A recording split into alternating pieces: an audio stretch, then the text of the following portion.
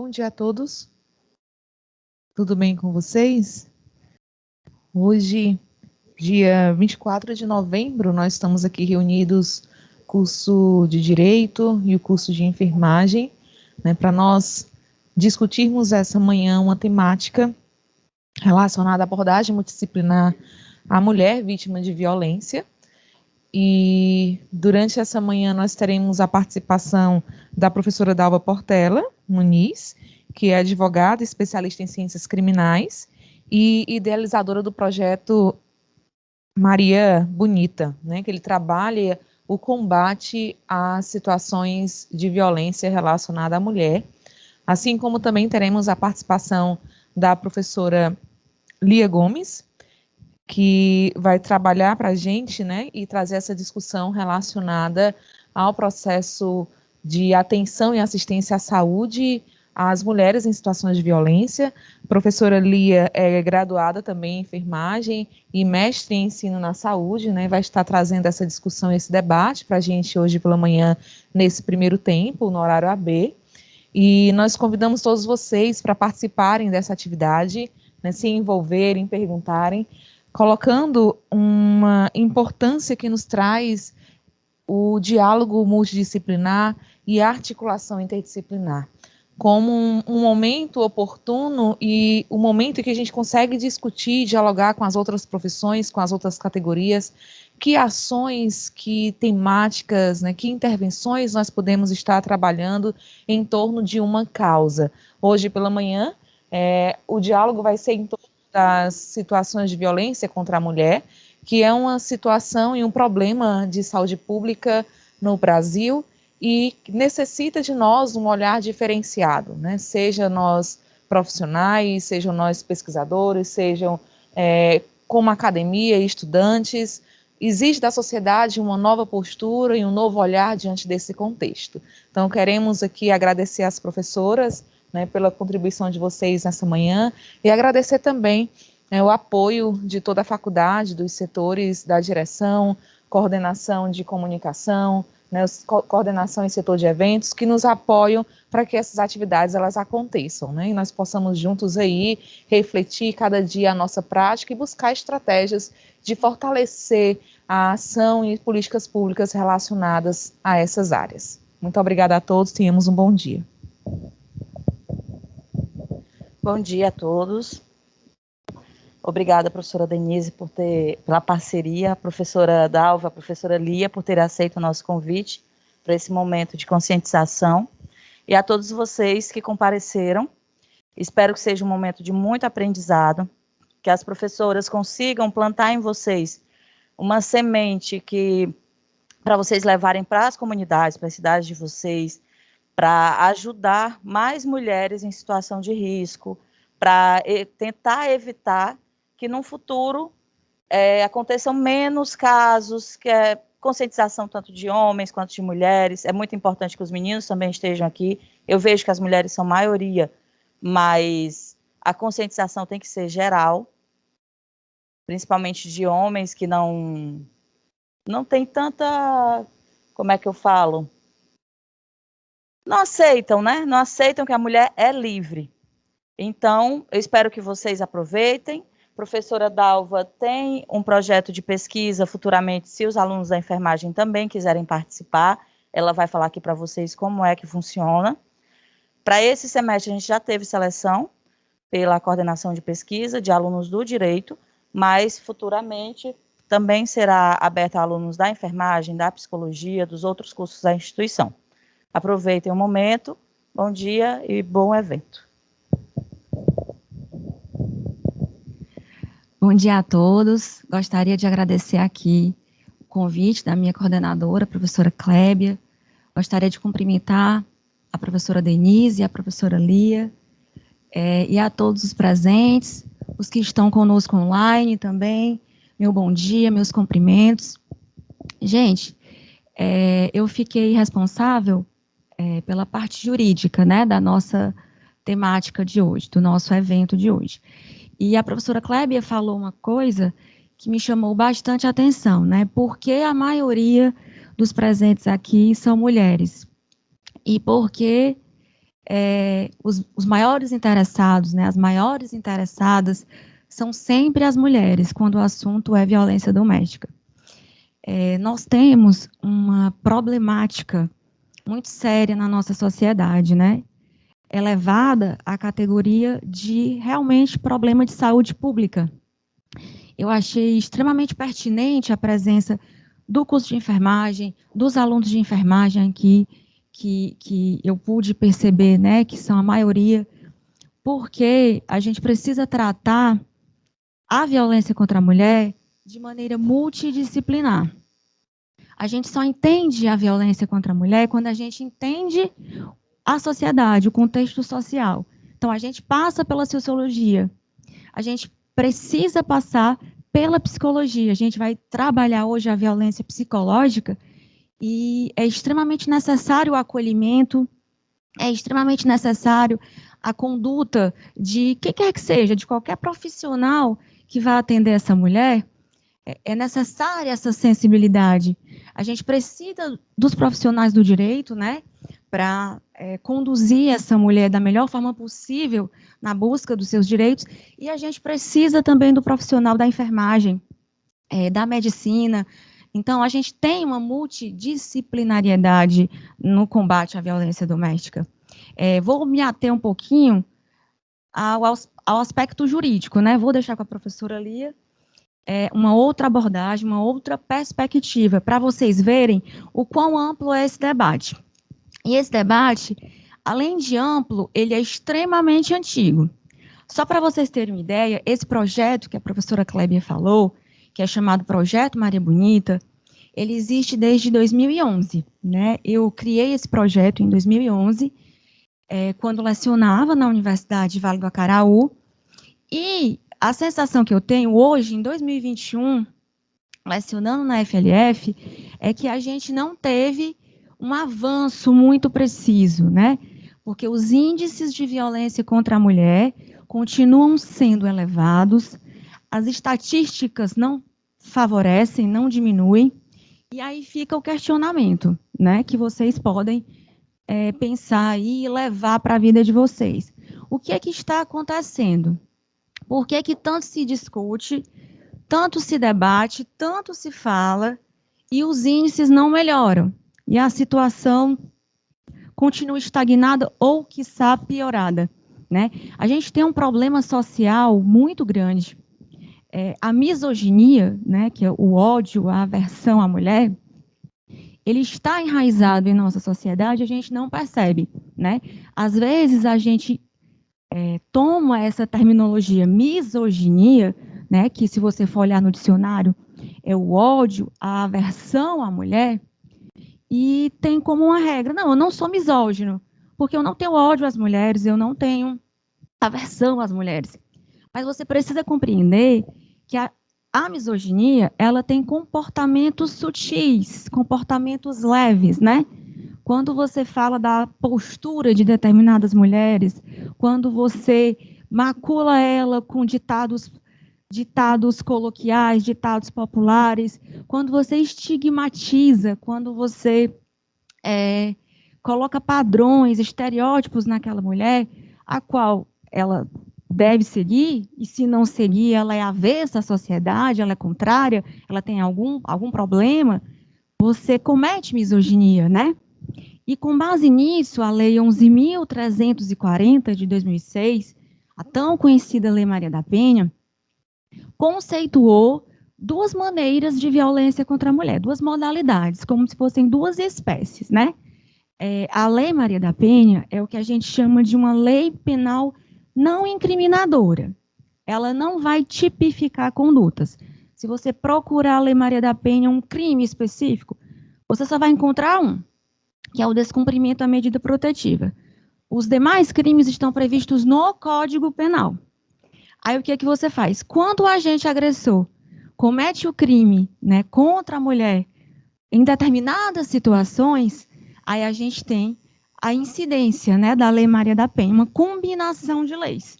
Tem o Código Penal, mais a Lei Maria da Penha. E esta mesma lei, né, 11.340, ela vai distinguir a violência de gênero e a violência doméstica e familiar.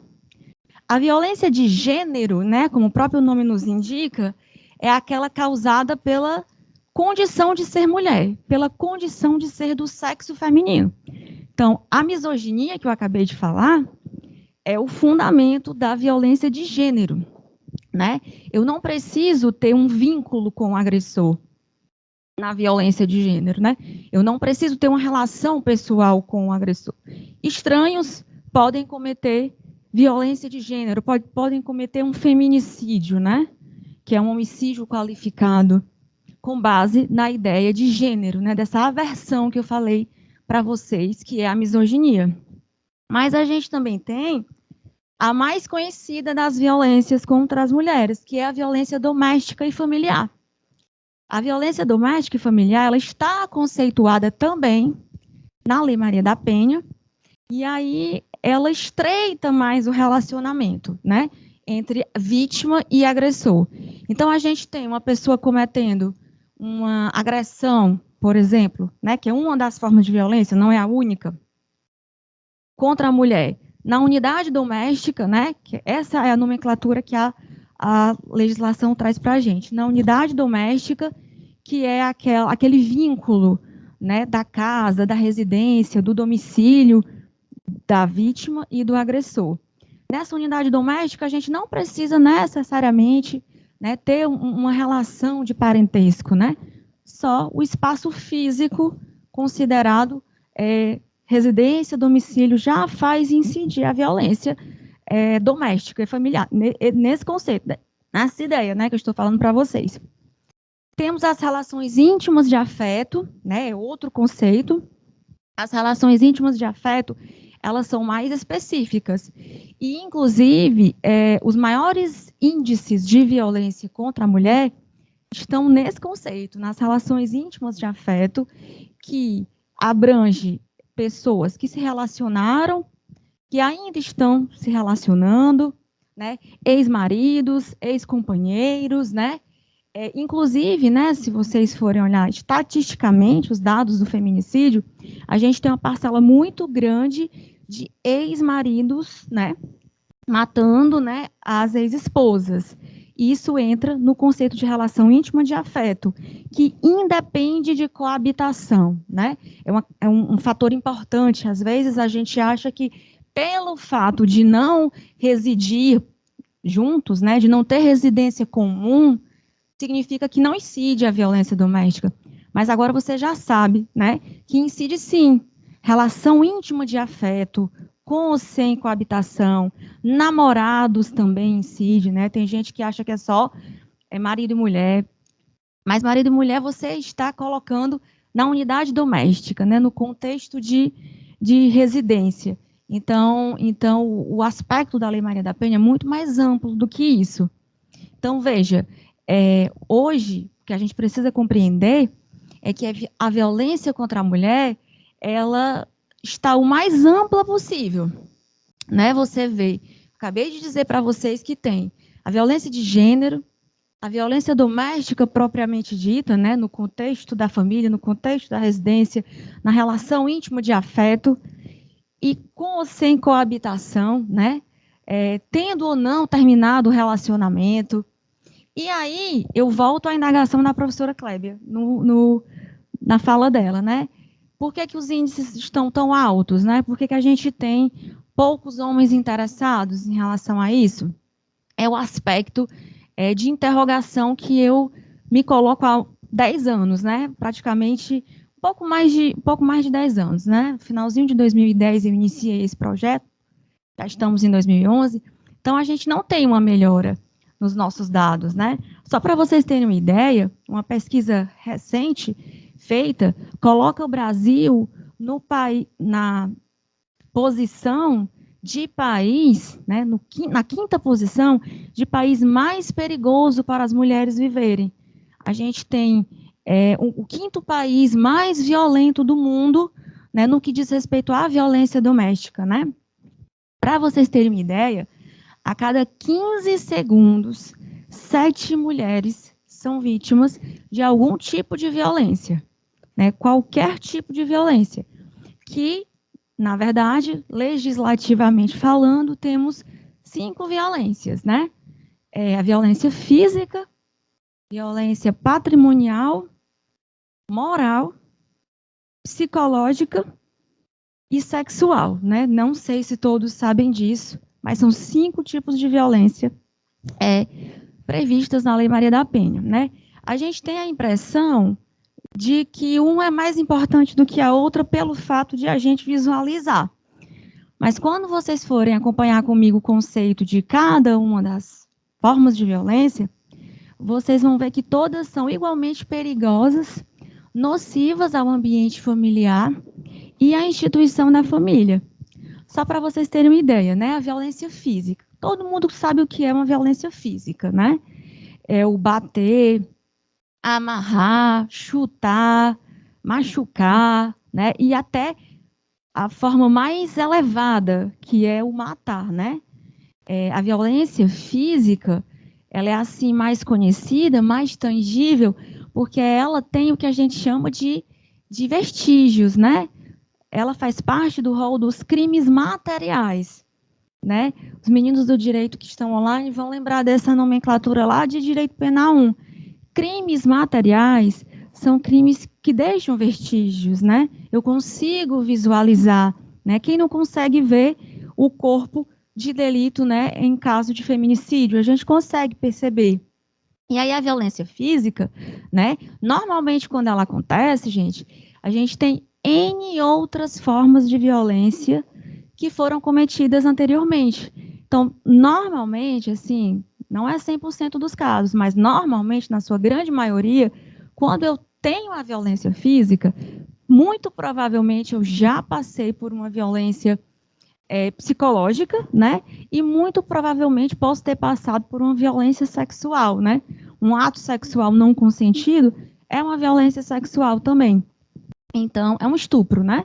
Independente independente do contexto familiar, né? Que ao espantar da gente, muitas pessoas já me fizeram esta pergunta, né? Se era, né? É sim, gente, é violência sexual, sim. Né? Basta ser não consentido, basta não ter o consentimento. Então, veja que apesar da violência física ser a mais conhecida da gente, quando ela acontece, ela provavelmente, muito provavelmente, já vai ter passado por outros ciclos, né? Que a gente chama de ciclos da violência. O CNJ, que é o Conselho Nacional de Justiça, tem uma tabela que ele chama de violentômetro. Né? O violentômetro começa de uma simples conduta de reprovar um determinado comportamento dessa mulher até o ápice. Né? Ele elenca 30 condutas. Né? A reprovação do comportamento é a primeira, que é o grau 1, e o grau máximo é o feminicídio. Então, realmente, a violência física, a gente consegue visualizar mesmo, né? Pelo jeito que eu expliquei para vocês, do fato de ser um crime material, de deixar vestígio. Mas a gente tem outras formas de violência, né? Física é a primeira. Temos a moral, né? A moral, a lei é bem resumida. Ela fala que é cometer calúnia, injúria e difamação contra a mulher. A violência sexual, ela já tem um rol mais extenso de condutas, né?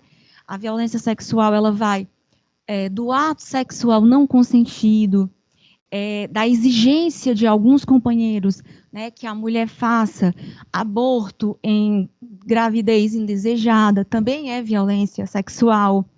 Um fato muito curioso, né, que recentemente eu descobri que é mais comum do que se pensa, o impedimento de utilização de métodos contraceptivos, né, é uma forma de violência sexual, né. Eu ouvi um caso recentemente, aquelas histórias, né, que o amigo do amigo que conta pra gente, que uma moça engravidou porque o companheiro, ele retirava os anticoncepcionais da cartela, da data, e ela achava que tinha tomado, né, achou que tinha tomado, e aí depois da gravidez, ele queria muito ser pai, sonhava em ser pai, e aí depois da gravidez, ele confessou para ela que fazia isso, né?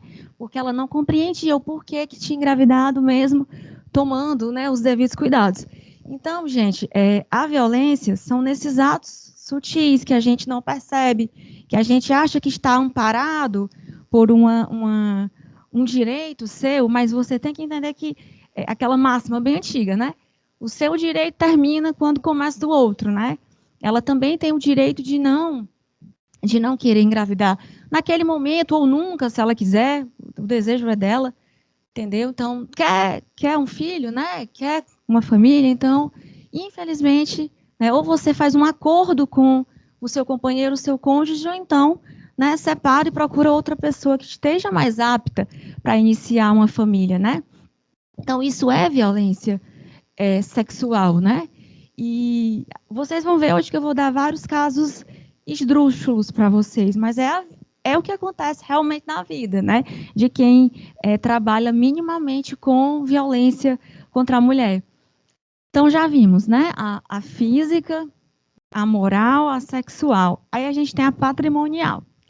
A patrimonial é qualquer forma de retenção dos bens dessa mulher, do salário, né?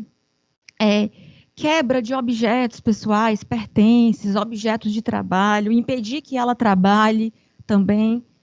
E aí eu vou dizer um caso curioso, né, que me chamou a atenção. Quem assiste minhas palestras, eu sempre falo esse caso, porque, assim, quando eu soube, né, eu fiquei realmente decepcionada com a ideia de humanidade mesmo. O marido sempre, ao final do mês, retinha o salário mínimo da esposa, que era doméstica, né? Então, ela trabalhava todos os meses e, ao final, entregava todo o salário para o marido.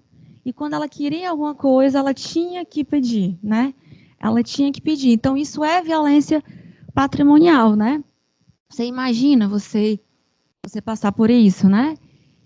E aí, o mais importante dessas situações, gente, desses debates, é que a gente precisa abrir a mente da gente para a realidade das pessoas, né? Vocês estão aqui no ambiente acadêmico e vocês devem estar. Não, mas eu não faria isso, né? Eu dar meu salário, Deus me livre. Ela é louca? É assim que a gente faz. Aí a gente pega a vítima e revitimiza, né?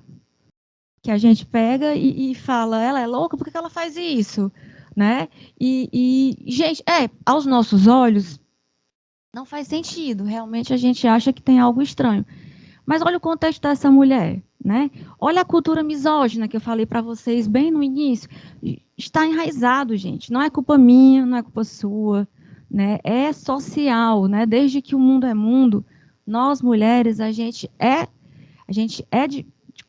subjugada, né? Nós somos diminuídas de alguma maneira, né? E não é maldade, não, né? Maldade é a gente perceber que está errado e continuar, né? A gente tem que modificar. Não, está errado, né? Eu não gostei disso. Será que está certo, né? Enquanto mulher, não vou admitir mais, né? A ideia é quebrar os ciclos, né? Ao finalzinho da minha fala, eu vou explicar para vocês o projeto Maria Bonita, mas, assim, tem um lema que eu sempre falo, que é o conhecimento, né? Quando a gente desconhece algo, né, fica difícil a gente lutar por algo que a gente não conhece. Mas, a partir do momento que a gente conhece, aí a gente já passa a ver uma situação, né, e não admite mais essa situação, ou então a gente vê um conhecido passando e explica para esse conhecido, né, que não está correto, a gente vai avisar que isso é uma forma de violência. Então, a gente tem que ter muito cuidado com isso, para a gente não reproduzir os ciclos, porque é nossa obrigação não reproduzir os ciclos. Todos nós que estamos aqui, né, estamos dentro do ambiente acadêmico, somos jovens, estamos fazendo um curso de ensino superior, né? Então, não tem desculpa para a gente reproduzir esse tipo de comportamento, né? E aí eu fico muito feliz quando eu vejo os homens nesse tipo de palestra, né? Porque me faz ter uma admiração dobrada, né? Pelo menos no sentido de ver que eles estão querendo, né, conhecer, estão abertos, estão dispostos a se modificar de alguma maneira, né? Não precisa se culpar por já ter pensado de uma maneira preconceituosa, de uma maneira machista, de uma maneira misógina, né?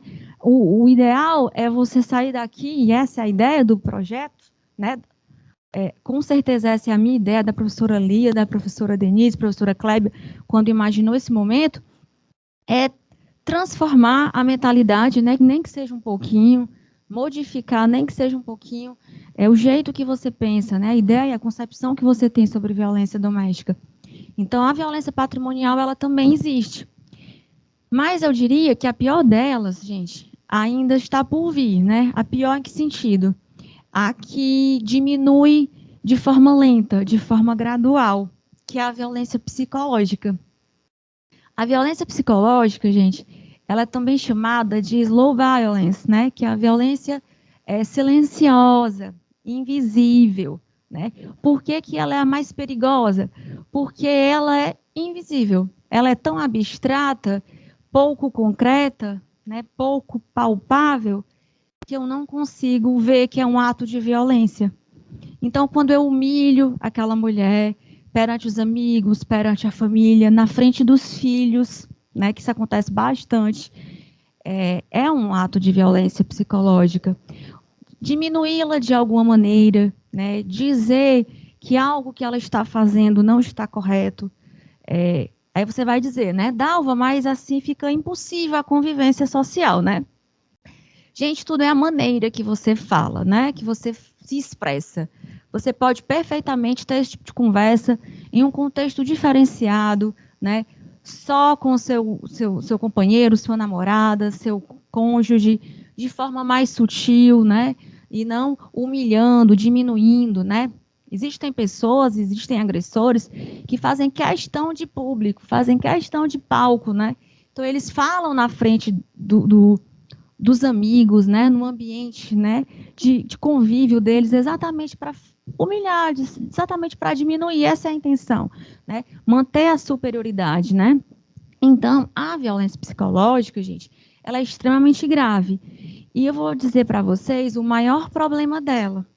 Ela, né, como tipo penal, como um crime, né, como uma conduta criminosa, ela foi acrescentada recentemente, agora em 2021, né? Se você for abrir o Código Penal, procurar o artigo 147b, você vai ter lá o que é uma violência psicológica. A gente não tinha antes. A gente só tinha o conceito da Lei Maria da Penha, mas não tinha um tipo, né? O que é um tipo? É quando eu tenho uma pena, né? Eu tenho uma narração de uma conduta e uma pena. Então, hoje nós temos um crime, né? Você pode falar em crime de violência psicológica, acrescentado recentemente. O problema dele qual é? Ele não tem vestígios, como eu falei, da violência física. Ele não é um crime material. Ele não deixa vestígios. Por conta disso, como que eu preciso, né? Como que eu quantifico esse tipo de violência, né? Imagine aí, o tipo penal exige apenas dano emocional. E o que é o dano emocional? Né? Que é, né, eu chegar lá e dizer que eu fiquei triste, né? Que me magoou. Como é a quantificação do dano emocional? Então, esse dano emocional, ele é bem abrangente, ele é muito amplo.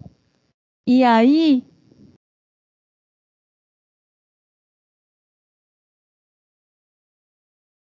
né? E aí, gente, esse dano emocional, o cuidado que eu peço para vocês terem, né?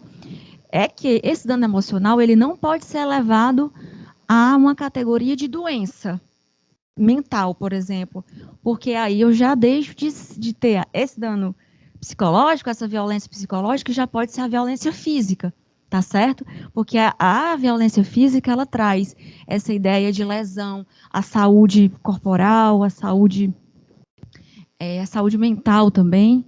Então, a violência psicológica, o perigoso, né, desse tipo de violência, é exatamente isso. A dificuldade que eu tenho de quantificar, né? E aí, os estudiosos, né, tentando achar um senso comum, juristas e psicólogos tentando conseguir um meio termo em relação a isso, criaram mais ou menos uma média, né? A gente vai precisar de uma equipe multidisciplinar para avaliar essa mulher, né?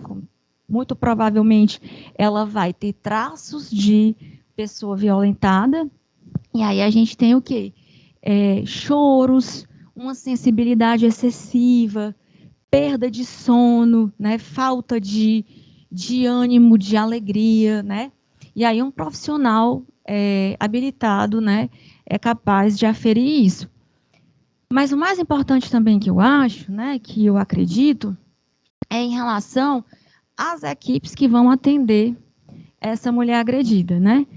A professora Lia vai falar com mais precisão sobre esse atendimento, mas eu vou falar um pouquinho do atendimento policial, jurídico, para vocês terem uma ideia, né? Essas equipes, elas precisam ser pessoas habilitadas, né? E é inegável que a gente precisa ter uma maior sensibilidade desses profissionais, né? A Lei Maria da Penha, ela fala que o atendimento, né, policial e pericial precisa ser especializado.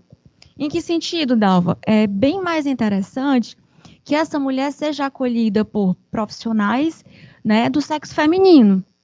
É muito constrangedor, muitas vezes, né, para nós mulheres, narrar determinada conduta de relacionamento com homens, né? Principalmente se a gente tiver condutas, né, contra a dignidade sexual, né? Como estupros e, enfim, os congêneres, né? Os crimes congêneres contra a dignidade sexual. Então, a Lei Maria da Penha, pensando nisso, né, pensando em evitar uma revitimização dessa mulher, porque quando eu estou narrando a história, gente, é natural, enquanto ser humano, a gente vivenciar tudo que a gente sofreu, né, que a gente passou. E aí, se eu estou aqui narrando para a professora Lia e ela está me acolhendo, ela está, né, compreendendo a minha situação, né, por mais que ela não vá fazer muita coisa por mim, né, porque às vezes também, eu vou já falar sobre isso, né? A gente precisa muito da colaboração da mulher, mas só o fato de ela estar me ouvindo, né? De ser uma acolhida humanitária, humana, faz com que eu me sinta mais segura nessa delegacia, faz com que eu vou conseguir, com ela eu vou conseguir, é uma equipe feminina, né? Então, a Lei Maria da Penha traz essa prioridade, essa preferência, tá certo? Agora, a gente sabe que a nossa realidade é outra, né? A gente tem município que tem delegacia da mulher. Graças a Deus, aqui em Sobral, nós temos a delegacia da mulher. Temos outras, né, para os outros crimes. Temos a municipal, a regional. Mas a delegacia da mulher, né, ela tem esse atendimento mais humanizado. Já fiz várias palestras com a delegada da mulher. E ela tem uma equipe extremamente vocacionada, né, para esse acolhimento.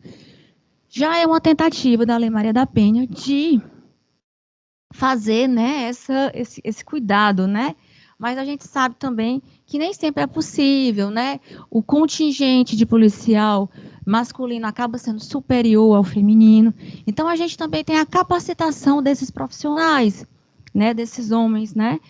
Desses policiais, dessa equipe pericial também, que a gente muitas vezes precisa de laudos periciais. Então, que esses profissionais, né, independente de ser, preferencialmente vai ser mulher, mas se não for, não tem problema, né? O que importa é a acolhida, né? Não estou dizendo que o homem não vai fazer uma boa acolhida, ele vai fazer, com certeza. É só a questão de identificação mesmo na hora de narrar a conduta, né, que foi agredida. Ela muitas vezes se sente mais à vontade falando com a mulher, né? E aí a Lei Maria da Penha traz isso, né? Mas também a gente, em caso de não ter, né, como eu falei, nós temos esse cursos preparatórios, né, modalidades específicas, né, dentro das equipes profissionais que vão atender essa mulher, destinado a atender uma vítima de violência doméstica, né, porque vocês vão ver que é diferente. Vocês vão ver que ela chega de forma diferenciada, né? O primeiro contato que a gente tem com ela é uma mulher extremamente sofrida, né? Uma mulher extremamente sensibilizada. Então, é preciso ter esse cuidado. E aí, esse cuidado, ele fica ainda mais presente nas violências psicológicas, né? Porque você precisa ter... Você não pode ouvir uma mulher dizendo que foi humilhada, a narrativa dela, ela foi humilhada, né? ela for diminuída e você dizer, não, eu não acho isso violência, né? Eu não acho que isso tenha nada demais, né? Como é que você sabe, né, que não tem nada demais? Qual é a sua capacidade de valorar e de medir a dor do outro, né? A dor é do outro, não é sua. Então a sensibilidade, né, nesses crimes de violência psicológica vai precisar ser mais aguçada. A gente vai precisar ter uma maior empatia, né, com essa mulher. E aí, gente, em relação às denúncias, né? A gente tem dois principais canais aqui no Brasil, né? A gente tem outros, mas os principais são o Disque 190 e o Disque 180, né? O Disque 190 é a polícia militar, né? Aquela situação mais urgente, quando você precisa de uma ajuda, de um auxílio rápido. Aí é o 190 mesmo, que ele vai até a residência da mulher e tira muitas vezes ela desse lá de maneira protetiva. E aí, gente, temos também o Disque 180. O 180, ele já é aquela escuta, a escuta mesmo qualificada da mulher. É um canal que você pode fazer denúncias se você souber, né, de algum tipo de violência na sua vizinhança, na sua família, alguém que você conheça, você pode ligar 180 e ele vai futuramente, né, encaminhar essa sua denúncia para os órgãos especializados e apurar essa situação. E também temos a escuta qualificada dessa mulher, né? Às vezes ela quer uma orientação, ela quer uma acolhida, né? E o Disque 180 traz isso para ela, né? Então, se vocês perceberem, a gente tem muitos meios, né, de ajudar essa mulher, né, trazidas pela Lei Maria da Penha. E aí você deve estar se perguntando, né? Mas, Dalva, estou um pouquinho sem ar, gente, porque não posso falar muito tempo, que eu fico logo sem ar. E aí a gente tem uma lei, assim, aparentemente, né? Os meninos do direito já estudaram essa lei, muito provavelmente devem saber. Os meninos da enfermagem devem estar imaginando, bacana, né? Uma lei que explica gênero, gênero e doméstico, familiar, os tipos de violência, explica bem direitinho, traz as condutas. E por que os índices são tão elevados, né? É a pergunta retórica, que eu volto para o início da pergunta da professora Kleber. Ela vai responder. Aí, gente, eu também fico. A professora Lia vai responder, aí pode ser que ela me convença. Porque aí, gente, defendendo aqui, né, o meu lado, a Lei Maria da Penha é considerada uma das legislações, só para vocês terem uma ideia, mais completas do mundo, porque ela explica bem direitinho os ideais, os parâmetros do que seja violência. Ela traz algo muito interessante, que são os centros de referência, né? Centros de acolhimento dessa mulher agredida. Ela traz também N formas de proteção, que a gente chama de medidas protetivas, né? Quando eu falei aqui para vocês que você poderia ligar para o 190 e os policiais, né, conduziriam essa mulher para outro lugar, né? Isso é uma medida protetiva, né? A gente tem várias medidas protetivas na Lei Maria da Penha. A gente pode ter a retirada dessa mulher, né, provisoriamente, até ele, agressor, saído definitivamente, né, do lar. A gente pode ter a suspensão ou até mesmo a restrição do direito de visita dos dependentes menores, né? A gente tem o pagamento de alimentos provisórios para essa agredida, né? Ele sai do ambiente doméstico, né? E continua pagando, sim, né? Porque, não sei se vocês sabem, mas a maior queixa, a maior dificuldade que as mulheres têm em denunciá-los é a grande dúvida: como viverei eu e meus filhos daqui para frente, né? E, gente, é uma preocupação muito séria, né? Agora eu sei de verdade. Antes eu não sabia tanto, mas agora eu sei de verdade o que é, né? Você pensar mais no filho do que em si mesma, né? Então é uma preocupação muito válida dessas mulheres, né? Então, não devemos julgá-la também quando a gente escuta isso, né? Quando ela quer, popularmente falando, a gente fala de retirar a queixa, né? Mas, na verdade, nem queixa né? Denúncia, que a ação penal são crimes, né? Que são elevados a uma outra categoria, né? Que normalmente exigem denúncia, né? Então, não é uma simples queixa, né? Então, é bem complicado, né? O contexto é bem multifacetário, a gente tem que avaliar tudo isso, tá certo? E aí, gente, vou me encaminhar aqui para o final da minha fala, né? Falar só sobre dois pontos, né? Um ponto é o programa Sinal Vermelho, não sei se vocês ficaram sabendo, na pandemia, os índices de violência doméstica, eles cresceram bastante, né? Então, a AMB, Associação dos Magistrados do Brasil, ela estipulou uma campanha. Começou como campanha, chamada Campanha Sinal Vermelho. Aí foi introduzido no Código Penal agora como Programa Sinal Vermelho. Então, a mulher indica com um X na palma da mão, pode ser um pincel, um batom, qualquer coisa, né? Ela consiga uma caneta, ela indica, né, na palma da mão, e aí ela chega em alguns ambientes, né? Algumas repartições públicas, né? Quando a campanha foi criada, ela foi criada para facilitar a vida da mulher. Então, o rol era farmácia e supermercado, que era o que a gente podia ir, né, na época da pandemia. No auge mesmo do isolamento, era só farmácia e supermercado. Aí agora a gente já tem farmácia, supermercado, as repartições públicas em geral. De forma discreta, a mulher agredida mostra, né, a palma da mão, e aí o ambiente onde ela está, a farmácia ou o supermercado, não deixa eles saírem, né, aciona a polícia militar, não deixa o casal sair, né, o agressor e a vítima, e aí ele só sai com a polícia militar, né? Aí você me pergunta, qual é a finalidade disso, né, Dalva? Gente, a finalidade é porque, às vezes, né, o ambiente de pressão que essa mulher vive é tão grande que ela não consegue nem se desvencilhar dele para sair mesmo, né? Se vocês tiverem a oportunidade de trabalhar com mulheres agredidas, às vezes ela não consegue ter contato com a família, né? Às vezes ela é afastada dos pais, né? Ela fica mesmo só em casa. Então, esse programa Sinal Vermelho, né? Que começou como uma campanha no auge da pandemia, né? Os números cresceram de forma preocupante, né?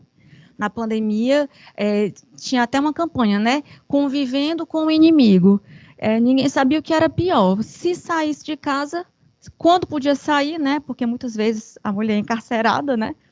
Quando saía de casa, tinha o medo da Covid. Se ficasse em casa, o medo era do marido, né? Escolher entre dois males, né? Dentro da sua própria residência, dentro da sua própria casa, né? Então, realmente, se vocês observarem só isso, né? A gente já tem um nível de pressão psicológica muito grande, né? Viver num campo minado que a vítima vive. A verdade é essa. E aí, a última coisa que eu queria falar para vocês era sobre o meu projeto, né? Para quem não sabe, o nome dele é Projeto Maria Bonita. É um projeto aqui de pesquisa e extensão, aqui que eu recentemente não, né, professora? Antes da pandemia eu já tinha iniciado. Aí veio a pandemia, eu não consegui fazer nenhum dos atos que eu sonhava, né? Que é um projeto voltado para a disseminação do conhecimento, né? A gente vai fazer 2 momentos, né? Que é o primeiro momento que eu considero mais importante, que é a disseminação dos tipos de violência, do combate à violência em colégios, né? De ensino fundamental, médio, para a gente divulgar, né?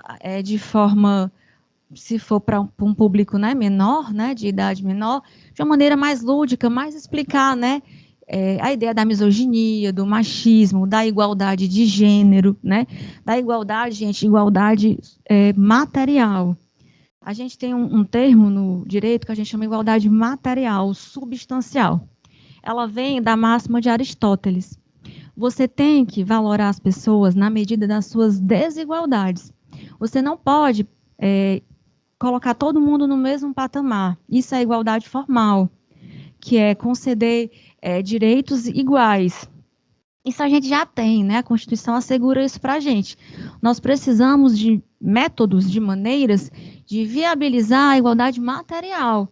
O meu contexto, a minha vida, a minha história de vida, o que eu passei para estar aqui é um, que a professora Lia passou é outro, que a professora Cláudia passou é outro, que a professora Margarida passou é outro.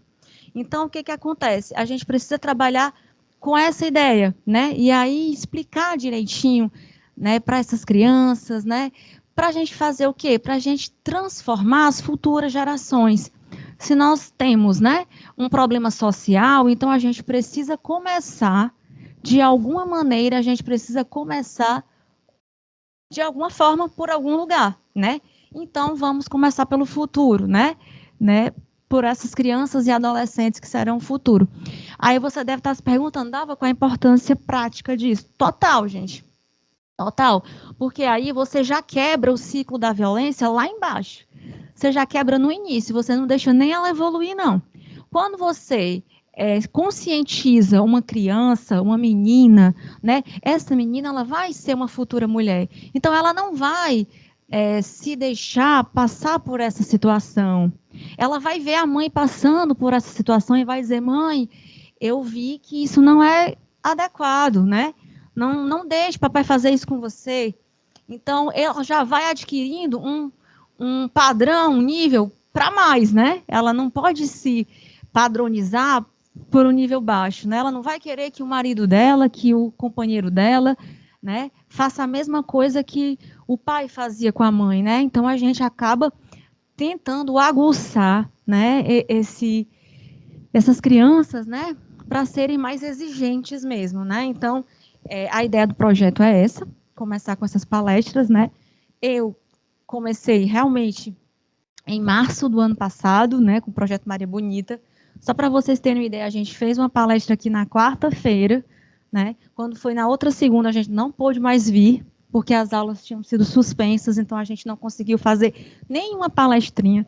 Eu tinha um hall de várias escolas aqui de Sobral, escolas da região para a gente palestrar, já tinha conseguido ônibus, já tinha conseguido tudo para a gente fazer as palestras aqui nos municípios vizinhos, mas aí veio a pandemia, o distanciamento social, e a gente não conseguiu fazer nada.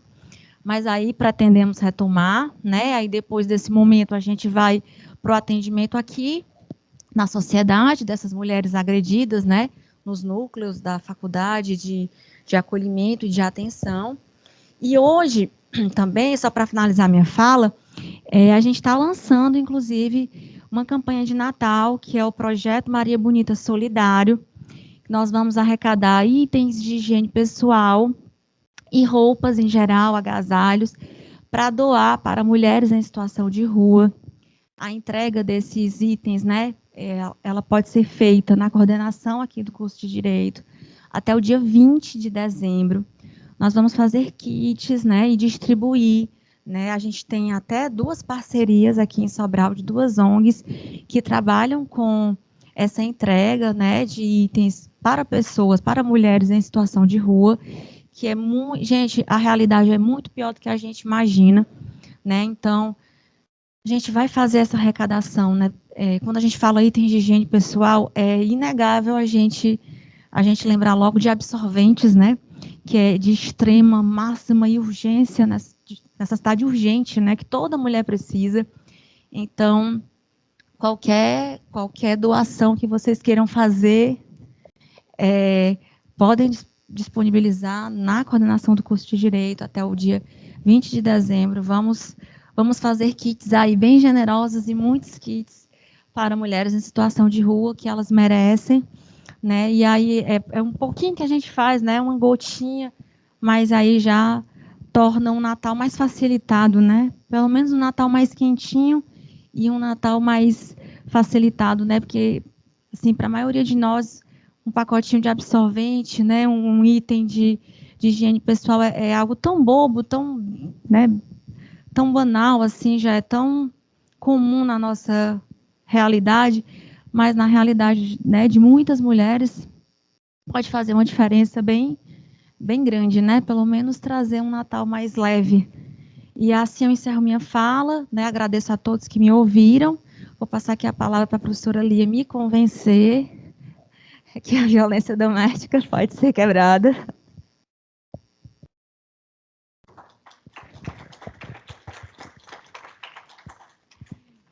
Eita, fiquei com a parte pior, né? Bom, pessoal, bom dia, né? Agradecer aqui esse momento. A professora Dalva, né, me deixou com uma das piores partes, porque eu vou convencer a ela por vítima, por um dia ter sido vítima, e aí eu vou explicar para você por que que hoje a gente diz que os números não diminuem, e trazer para vocês também esse atendimento, né, de mulher, dessa mulher vítima de violência, seja ela qual for. E quando você fala na sexual, quando você falou a história do aborto, a gente inclui a obstétrica, né? Mulheres grávidas também que sofrem muito por esse processo. Engravidei, e muitas vezes ela faz o contrário, o marido não quer, e ela quer, e ela engravida, durante toda a gravidez ela sofre, e durante o parto. Então, vou tentar, eu tinha feito até um roteirozinho básico para eu me seguir, mas eu já escrevi, já refiz ele umas 2 vezes, né? Para poder a gente, inclusive com o tempo. Então, vamos lá. Quem daqui ou está em casa precisou ou acompanhou alguma mulher durante um processo de denúncia ou foi numa delegacia para fazer alguma denúncia contra a violência? Foram acolhidos, como diz a Lei Maria da Penha? Não. Aconteceu como o que foi prometido na Lei Maria da Penha? Eu não estou só. Então, hoje, gente, a gente ainda tem muitas mulheres vítimas de violência, muitos feminicídios acontecendo, porque a lei ela é linda. Ela realmente é uma das melhores leis já escritas. Mas, na prática, para a mulher vítima de violência, ela não acontece como deveria acontecer. Nem o acolhimento na delegacia é feito por mulheres. Então, infelizmente, é por isso que os números não diminuem, é por isso que os feminicídios aumentam, porque a gente vê que as coisas só vão querer acontecer quando algo mais grave acontece. Então, a mulher denuncia, ela tem que levar testemunha, ela tem que levar provas, ela tem que ir para a delegacia, ela tem que levar... Quando que, na verdade, para uma mulher se deslocar a uma delegacia e ter a audácia e a coragem de dizer eu estou sendo vítima de uma violência, ela com certeza, gente, ela não está mentindo. Experiência própria. Seja ela qual for a violência. Então, ter que levar, imprimir conversa de WhatsApp, imprimir e-mail, levar 3 testemunhas, levar mais não sei quem, depois ainda ser julgada, aí escutou aqui? Ah, não, mas tem que a pessoa que é responsável mesmo só vem amanhã. Aí amanhã você vem de novo, aí amanhã a mulher vai de novo, aí relata toda a história, você revive toda a história de novo. Aí, depois das 3 testemunhas e você levar as provas, aí você vai de novo passar de frente para a pessoa que ocasionava para você a violência. Morreu. Morreu. Tá? Então, é por isso, professora, que infelizmente os nossos números ainda são altos. Penso eu que vão continuar altos, né? Eu brinco e para quem convive comigo no meu dia a dia, eu sempre brinco e digo que um dia eu ainda vou fazer uma grande campanha, um grande movimento contra a violência contra a mulher. A professora Denise sabe um pouco da história, então ano passado eu também estava nesse momento da violência contra a mulher, porque é uma bandeira que eu levanto. É uma bandeira que eu levanto. Por quê? Porque eu passei por isso. E eu sei o que é. O antes, meu Deus, eu vou ou não vou? Vou ou não vou? Vou me expor. Uma professora da faculdade, trabalho na Santa Casa, pessoa daqui que conhece todo mundo, vou me expor. A família minha, nossa senhora, valei-me, Lia, bota isso debaixo dos panos, minha filha. Então, a denúncia muitas vezes não acontece por isso, gente. E essa semana eu escutei alguém dizer assim, Gente, mas essa mulher aguentou até isso? Até essa hora? Como é que pode? Ela permitiu isso? Quem permite, gente, somos nós, a sociedade. Porque nós julgamos, nós apontamos. Nós queremos que ela denuncie, mas na hora que ela denuncia, nós somos os primeiros a apontar o dedo para ela. Então, nós temos que mudar primeiro esse nosso contexto social, esse nosso pensamento social. Porque eu quero que ela denuncie, mas ao mesmo tempo, quando ela denuncia, eu não dou o suporte nem o apoio que ela precisa. Esse é o nosso grande problema diante desse contexto da violência contra a mulher, seja ele qual for a violência. Então, eu sempre disse e digo, um dia eu ainda faço uma campanha muito grande com relação a isso, porque a gente diz, ela aguentou, mas ela não tem o dinheiro dela. Por que ela se permitiu até esse ponto? Por que será? Né? Então, a gente tem que ter, como a professora Dalva falou, esse olhar, porque nós estamos num processo de não rejulgar essa mulher. Né? Por que ela aguentou?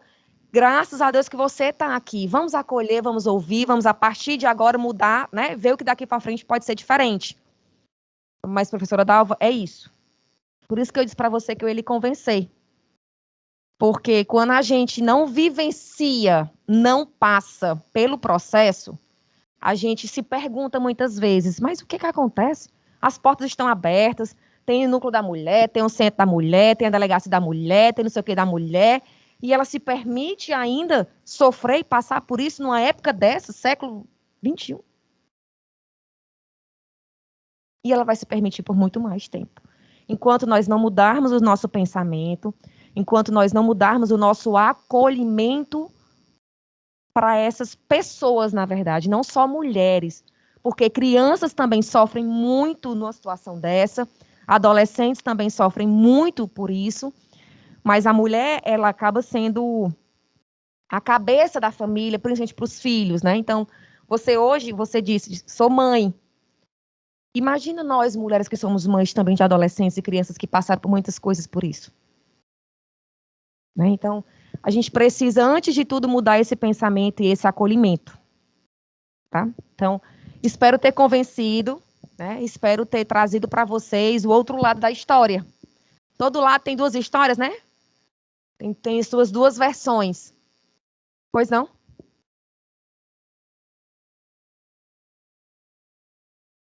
Sim, sim. Professora Clébia, você pode levar lá, por favor? Lá vai eu, quem me conhece sabe que lá vai eu levantar polêmicas.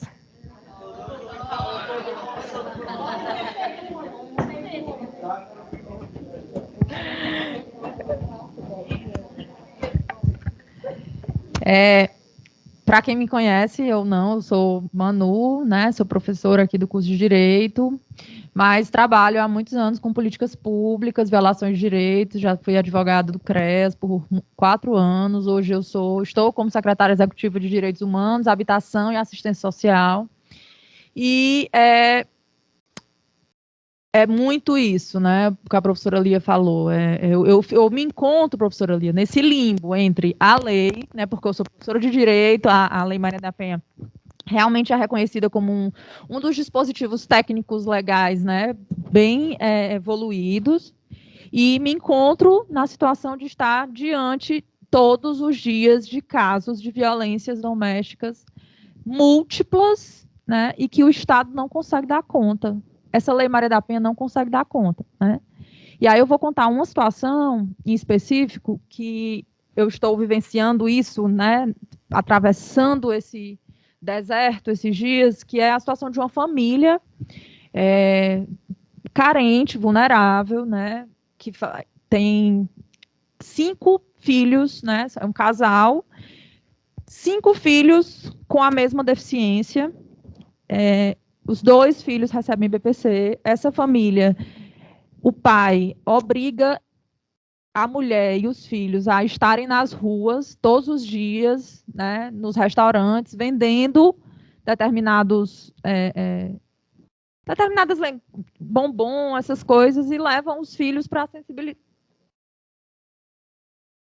O benefício de prestação continuada, gente, é aquele benefício que se dá para as pessoas com deficiência que não têm recursos, né? Então, como são duas crianças com deficiência, né?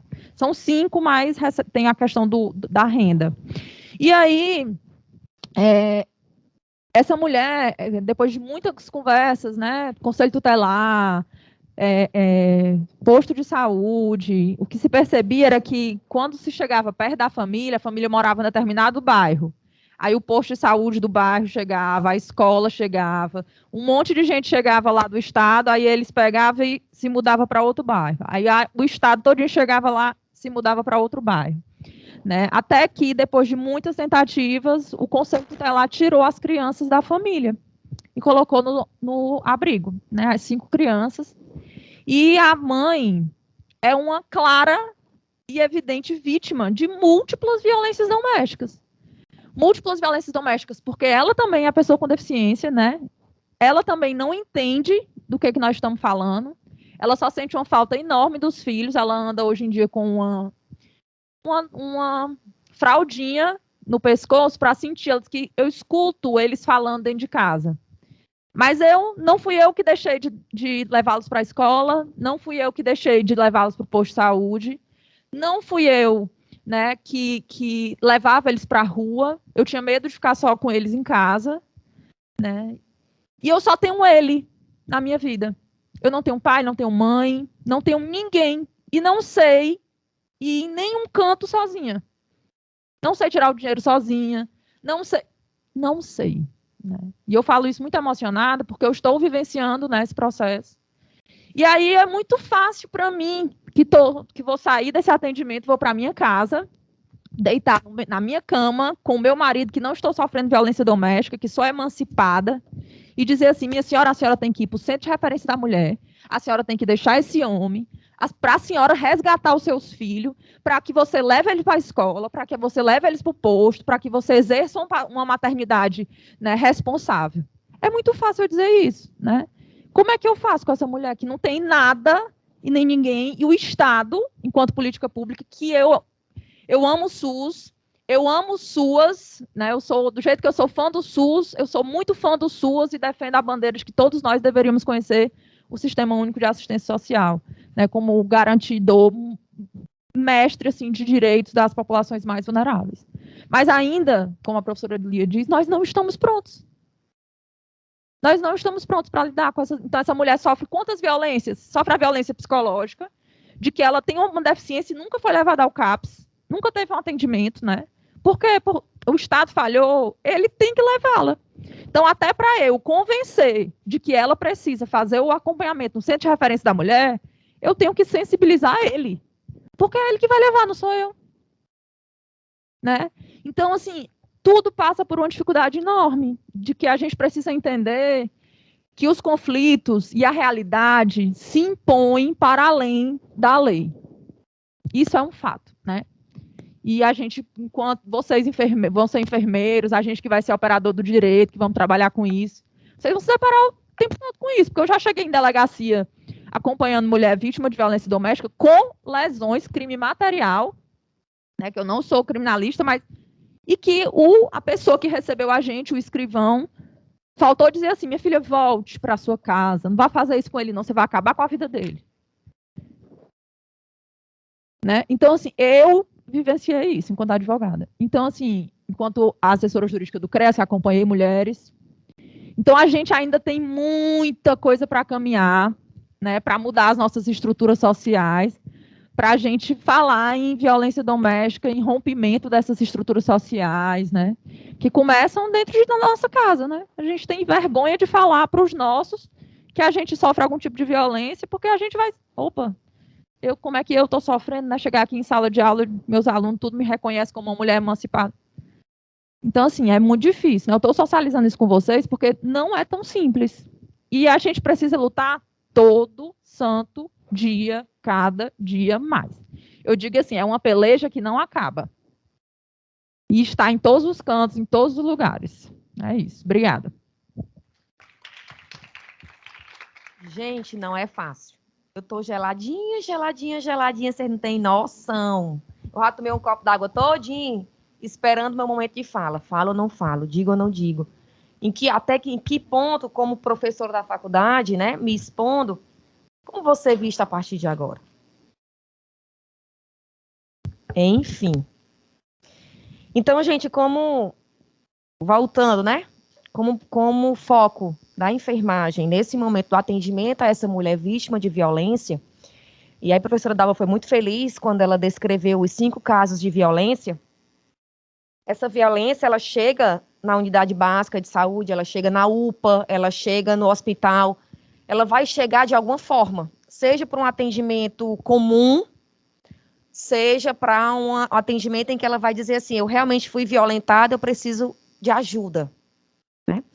E aí esse primeiro contato somos nós enfermeiros. Esse primeiro contato, essa primeira acolhida, a triagem do atendimento, quem faz somos nós, enfermeiros. Como é que está esse meu olhar para essa mulher? Né? Eu anotei aqui, a gente é muito comum chegar à violência sexual, o estupro, né? O Estado, ele garante que a mulher vítima de estupro, ela tem alguns direitos, né?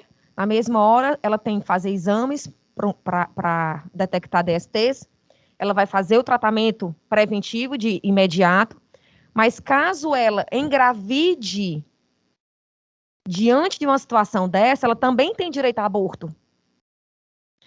Mas ela realmente tem esse direito garantido? Eu não sei se vocês viram, recentemente foi uma adolescente, eu acho que ela tinha 14, 15 anos, que saiu nas redes sociais, na mídia, todos os jornais. Por quê? Porque ela engravidou, ela foi estuprada por alguém próximo a ela, morava no domicílio dela, não lembro se foi padrasto, alguma coisa desse tipo. E aí ela queria fazer o aborto, mas os hospitais chegavam e diziam, a gente não consegue fazer aborto adolescente, já está com mais de 20 semanas, já está com não sei o quê. Então, até que ponto realmente nossos direitos são garantidos? Então, a gente precisa, como enfermeiros, pelo menos fazer a nossa parte. O que é que cabe a mim?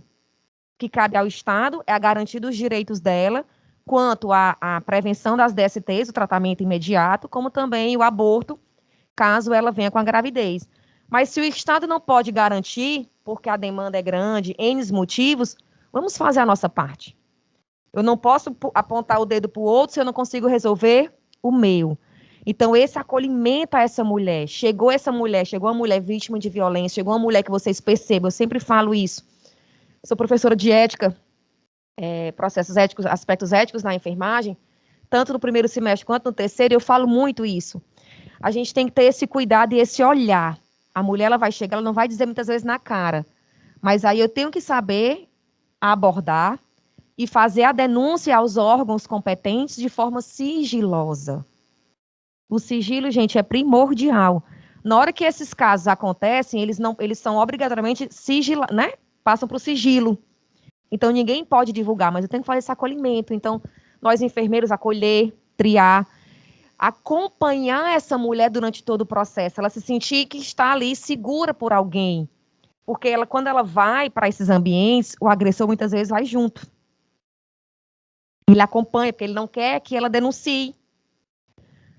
Mas se você acompanhar ela durante todo o processo de acolhimento até o final do momento, ela fala para você. Porque ela tem confiança no atendimento.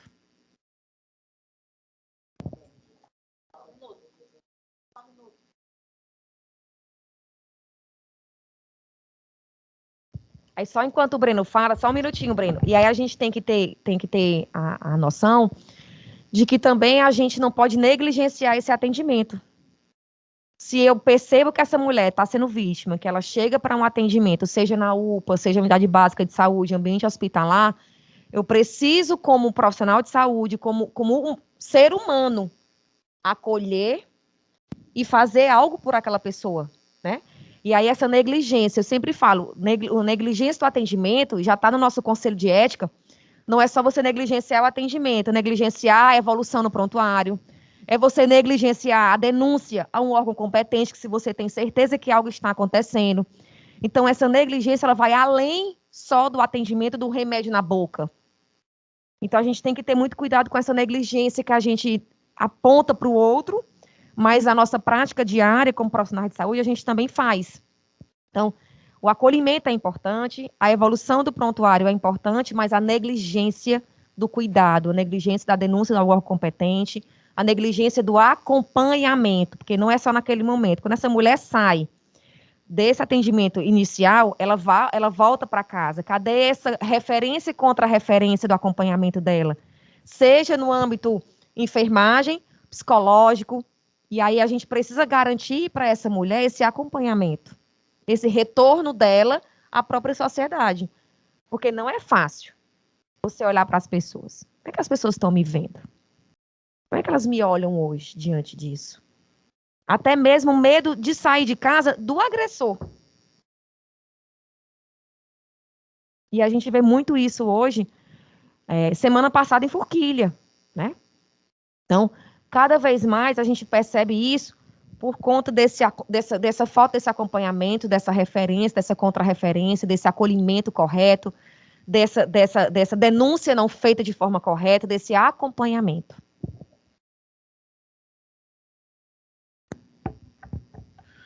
Professora Dalva, uma das coisas que a gente vê mais com a professora Lia, tanto do primeiro semestre como hoje do terceiro semestre, é essa reflexão de que a mulher, desde o princípio de que o mundo é mundo, ela sempre foi muito subjugada. E hoje a gente passa por um momento dentro da enfermagem, que é um dado do COFEM, que cerca de 25% da classe da enfermagem é representada pelo sexo masculino. Então hoje a gente vê muito presente a presença feminina. E o que dificulta muito o entendimento do homem com relação a todos os direitos da mulher, em grande maioria das vezes, é a não participação dele. O que afeta demais isso da parte da gente. Hoje a gente tem ideia de uma palestra dessa. De uma gama dessa, a gente encontra aqui 6 homens dentro da nossa classe. E uma das coisas que eu vejo que leva para a gente é o campo da violência da mulher dentro da própria enfermagem. Hoje a enfermagem é uma profissão muito estigmatizada e muito sexualizada. E uma das lutas diárias que a gente tem contra isso, que também é dever do sexo masculino, é apoiar a classe no geral. Porque, afinal, você vai encontrar ali dentro profissionais e profissionais. E eu acho que um dos escândalos maiores que tem pra gente é na época do Halloween. Não sei se você chegou a ver o escândalo da Bruna Marquezine, que ela sofreu uma nota de repúdio pelo COFEN de São Paulo, por conta de uma fantasia que ela estava usando, que se retratava de uma enfermeira. Isso, querendo ou não, é uma cultura histórica. Isso desde a década de 90, a gente vê em campanha nos Estados Unidos que a enfermeira era uma mulher que representava, esperava o homem voltar da guerra. Todo aquele negócio como se a mulher fosse totalmente dependente do homem. Então, é uma coisa que eu lhe pergunto, você como advogada, a professora ali como professora de ética, o que você acha que pode relacionar a violência da mulher no âmbito da enfermagem? O que pode caber a ela por essas brechas? Como é que a mulher deve se comportar dentro desse momento de violência? Porque, querendo ou não, quando você está dentro de um ambiente hospitalar, dentro de um ambiente de PSF, você é rodeado por homens, e principalmente da classe médica, não especializando no geral, mas a gente vê que a submissão das enfermeiras por médicos é algo ainda muito presente. Isso é um fato. E até mesmo por próprios enfermeiros. Então, são duas coisas que a gente luta diariamente. Primeiro, a defesa da mulher dentro do campo da saúde por conta dessa submissão médica, e a segunda, esse ocultismo, porque, querendo ou não, quando você está dentro de uma equipe multiprofissional de saúde, você lida com diversos profissionais, e acaba que a mulher, a enfermeira, a técnica de enfermagem, quando ela ocorre esse tipo de violência, que ocorre nos mínimos atos, pode ser uma palavra de malícia, uma mão mal colocada, começa por simples coisas. Então, é uma coisa que eu lhe pergunto, como é que a gente deve proceder nisso? Como é que eu, como profissional de saúde, eu posso ajudar minha colega de trabalho que tem dificuldade de se abrir quanto a isso? Raul, né? Raul, sua pergunta foi... Breno. Perdão. Breno, sua pergunta foi perfeita, porque eu já estava aqui querendo responder a professora Lia e você foi bem oportuno. Parece que eu ouvi minha irmã na voz do Raul. Minha irmã também é enfermeira. Breno. Parece que eu ouvi minha irmã na voz do Breno. Minha irmã também é enfermeira e ela sempre questionava exatamente essa sua fala, Breno. Ela dizia que ela tinha que se impor mais, que tinha que se fazer, entre aspas, respeitar duplamente por conta dessa problemática que você me narrou. E aí, Breno, essa sua pergunta, eu vou ficar lhe devendo resposta. Por quê? Porque ela parte do mesmo princípio, da mesma premissa que eu falei para a professora Lia, que eu não conseguia resposta. Né? Gente, que a lei é ineficaz, né? Que é uma das melhores do mundo, mas que ela é ineficaz, todo mundo sabe, né? Isso é óbvio. Porque se não fosse, os índices não estariam dessa maneira. Né? Aí o que a gente faz, Brena? A pergunta é essa: o que a gente faz? O que está acontecendo na nossa sociedade, nós enquanto seres humanos, que a gente não está permitindo, a gente não está viabilizando esta mulher viver plenamente, né? Viver de forma digna, né? Trabalhar, né? Um direito mínimo, um direito básico, trabalhar honestamente, né?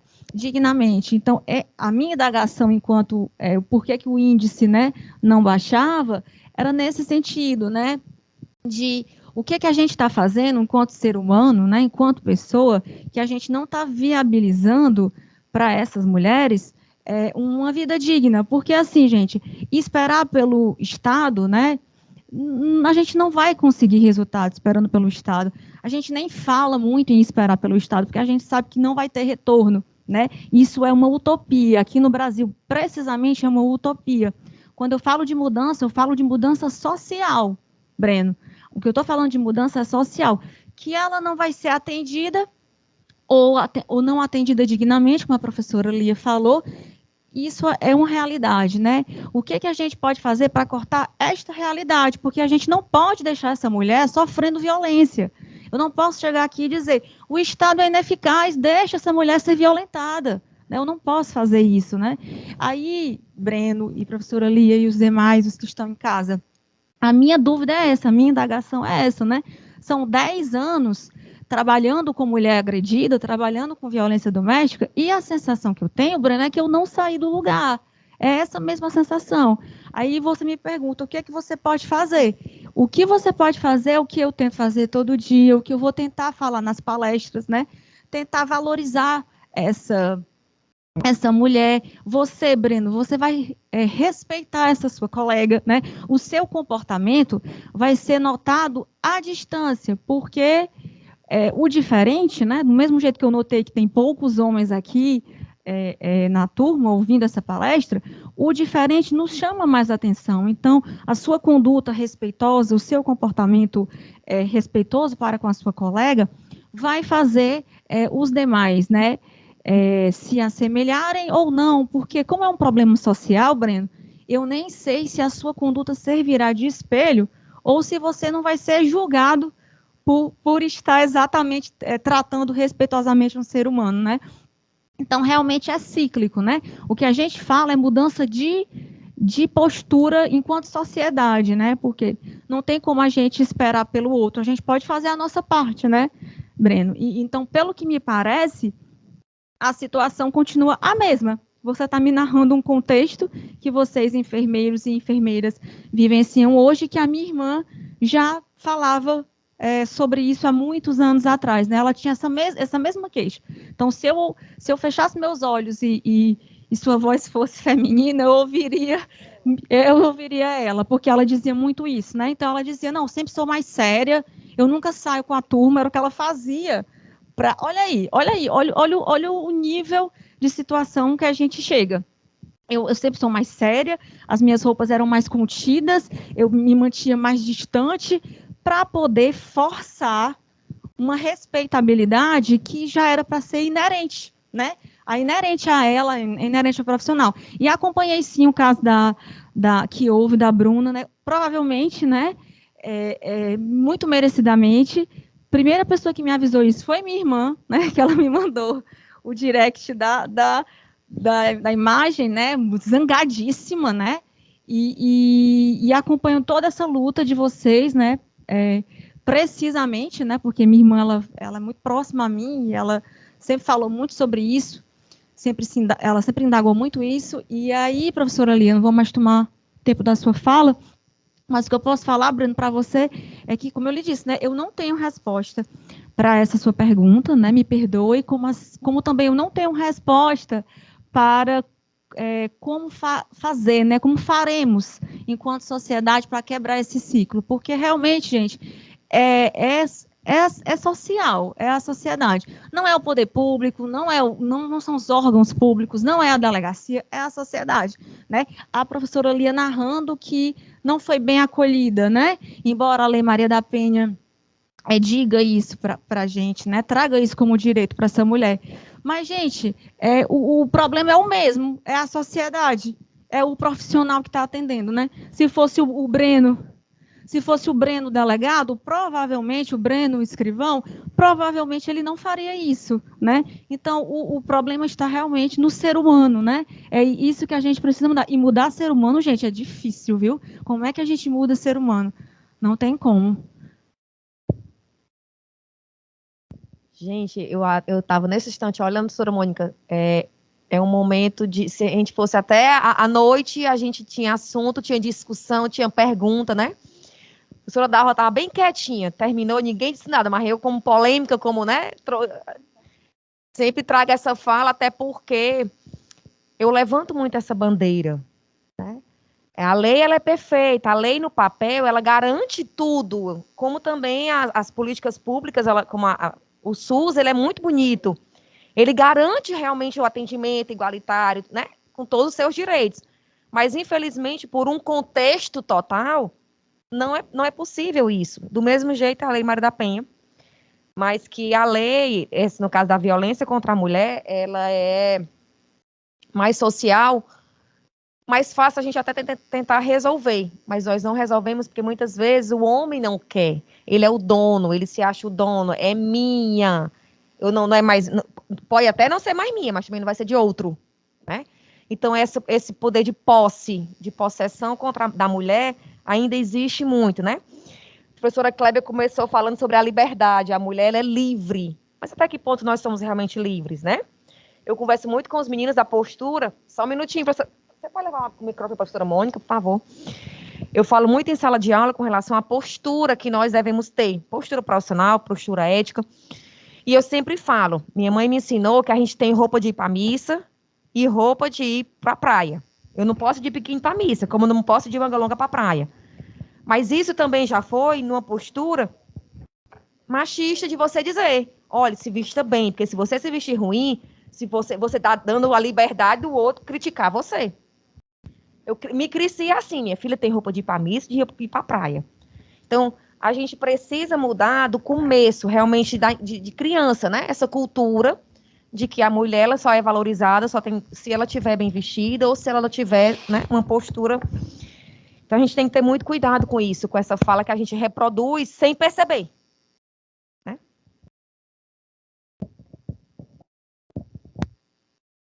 Oi, gente, bom dia a todos. Eu sou Mônica Lima, professora de saúde coletiva, no Sistemas e Políticas de Saúde, né? Do primeiro e segundo semestre do curso de enfermagem. Só para contribuir um pouco sobre o tema que a gente está conversando aqui hoje, ontem, na sala de aula do segundo semestre, nós falamos sobre isso. A professora Dalva fez uma inquisição bem interessante. Como é que a gente está na sociedade? Como a gente muda o ser humano, né? Eu acho que a principal responsável por isso somos nós, mães, né? Quando a gente tem filho homens, como vamos criar nossos filhos homens, né? Respeitando as mulheres e com os mesmos direitos de igualdade, ou vamos continuar trazendo aquilo que os nossos irmãos trazem das nossas mães, que o homem é superior dentro de casa, ele fica deitado assistindo televisão e as filhas mulheres vão ajudar a mãe a lavar louça, a varrer casa, a colocar roupa. Então, isso depende muito de nós, mulheres, né? Então, assim, eu estava dizendo para os meus alunos ontem, eu tenho duas filhas mulheres, eu não tive filhos homens. Deus sabe o que faz. Porque eu acho que eu tinha tido, minha percepção é que a criação do meu filho é para que ele encarasse a mulher como a princesa e os direitos e que ela tem, entendeu? Então, assim, enquanto a gente tiver uma sociedade machista que cria os filhos homens sendo superiores às mulheres, entre aspas, nesse pensamento, a gente não muda essa sociedade. Outra coisa importante é o desconhecimento, a desinformação. A ignorância é o pior inimigo do ser humano. Muitas vezes a gente tem a resposta perto da gente e a gente não conhece ela. Então, o trabalho da professora Dalva, meus parabéns, quando ela quer com Mulher Bonita, né? É disseminar informação e conhecimento sobre os direitos dessas mulheres. É muito importante porque, só uma informação, a gente tem no estado do Ceará um hospital de referência para o aborto legal, que é a maternidade escola. E muitas vezes a gente sabe que para o bem da saúde da mãe e do filho, a gente tem uma idade limite para realizar o aborto. Né? A gente não pode realizar o aborto com 30 semanas, 32 semanas, a gente tem uma idade limite do aborto legal. Então, muitas vezes as mulheres não chegam a tempo pela falta de informação. Né? Então, é necessário também que a gente que está dentro da academia, dentro das salas de aula, dando curso aos alunos da área da saúde, passe o máximo de informação possível para eles em relação ao que a gente tem a ofertar de apoio, né, de incentivo e de ajuda a essas mulheres que sofrem todos os tipos de violência todos os dias. Né? A gente tem na atenção básica a pílula do dia seguinte, ofertada gratuitamente para a mulher que sofreu uma violência sexual, tanto como o coquetel de medicamentos que possam impedir o desenvolvimento de doenças sexualmente transmissíveis, né? Temos as unidades de porta aberta de emergência que estão também dispostas para isso, e temos ainda o local de notificação, que é o que informa a questão legal, a mulher que sofreu, foi notificação do profissional de saúde, a mulher ou a criança que foi vítima de violência. E agora aqui o estado do Ceará está criando uma rede chamada Pontos de Luz. O que é isso? O Pontos de Luz é uma rede, é um local onde a mulher pode, na área da saúde, se sentir acolhida. Mas aí eu volto de novo para o questionamento da professora Dalva. Como fazer que os meus alunos de enfermagem que estão hoje dentro da sala de aula e daqui a 2, 3 anos serão profissional de enfermagem, quando eles estiverem lá na ponta, na emergência, atendendo essas pessoas, atendam essas pessoas sem julgar, né? Sem métricas, sem medir, mas atendo e acolho o sofrimento deles. Eu acho que essa é a nossa principal batalha, é um trabalhinho de formiga que a gente pode fazer dentro da universidade, é preparar o aluno para que ele, quando saia daqui, ele saiba de forma técnica, sensível, a atender essa pessoa e ajudá-la da melhor forma possível, né? E não fazer julgamento ou medir, como a professora Dalva tão bem falou, a dor do outro.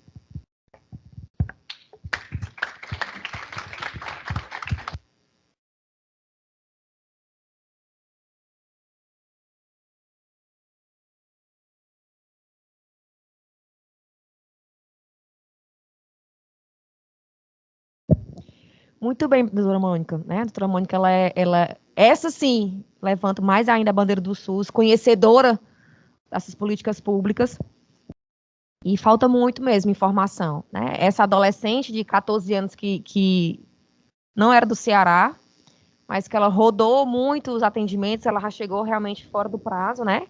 Que até 20 semanas a gente pode estar garantindo de forma saudável para a mãe e o procedimento correto, o aborto, né? O aborto responsável, como a gente fala. Mas que...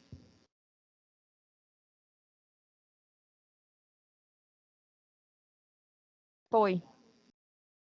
Sim, sim.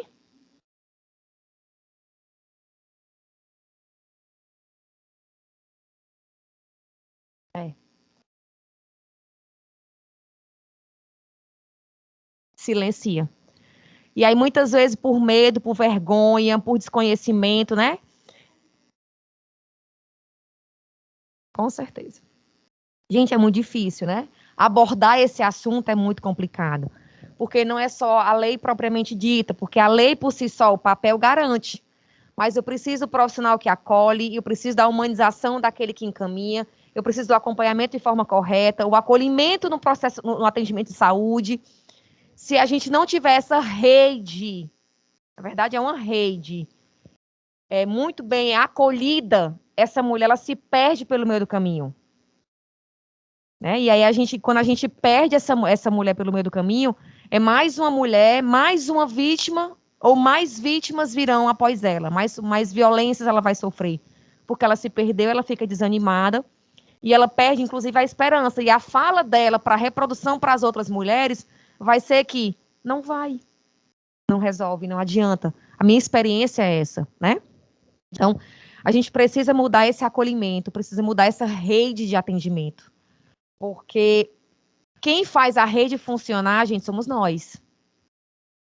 Somos nós, profissionais de saúde, que estamos na ponta. Somos nós, profissionais, que estamos fazendo os processos acontecerem. Então, eu preciso fazer muito bem o meu papel para que o outro também possa fazer o dele. Na hora que eu negligencio esse atendimento, esse procedimento, eu estou negligenciando o atendimento dessa mulher, mas também quebrando a rede de atendimento que vai vir depois. Como eu falei para vocês, esse acolhimento acontece. Nós, profissionais da enfermagem, que acolhemos essa mulher. O atendimento médico, ele é mais para diagnósticos ou para condutas mais externas, mas esse acolhimento, essa conversa, essa entrevista, a anamnese, ela é nossa como enfermagem. A gente não pode se perder nesse processo, tá? Então, o primeiro contato é esse, gente. Nós somos detentores desse cuidado dessa mulher. Após ela sair do primeiro atendimento, ela volta para casa. Mas ela volta para casa como? Ela precisa de um acompanhamento, ela precisa de mais exames, ela precisa ser vista pelo psicólogo, pelo serviço social.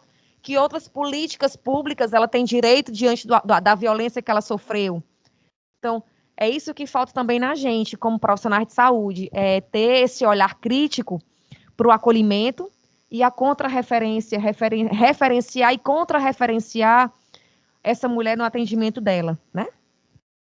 Coloquei também aqui a importância que é a nossa prevenção, a doutora Mônica falou muito bem, dos problemas de saúde que acontecem após as violências, né? DSTs, a gente tem, como eu falei para vocês, tem os kits preventivos, rápidos, que na hora que essa mulher é identificada, que é feita a correta notificação, a gente encaminha ela de forma correta, mas a notificação, a gente perde muito, gente, quando a gente também não quantifica. Porque quais são os nossos dados que a gente tem de violência contra as mulheres que chegam ao ambiente hospitalar, que vai para a unidade básica de saúde, que vai para a UPA? Quantas mulheres vítimas de violência sexual chegam que precisam realizar aborto responsável? Não sei. Por quê? Porque elas não chegam muitas vezes contando o que aconteceu. Vai do nosso acolhimento, né? Desse momento da gente estar fazendo esse primeiro contato com essa mulher.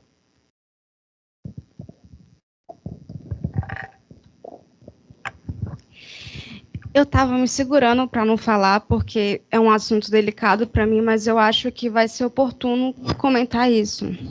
Esse comentário vai ser um pouco mais relacionado ao que a professora Mônica falou, sobre como a ignorância está impregnada na sociedade e como a gente silencia mulheres.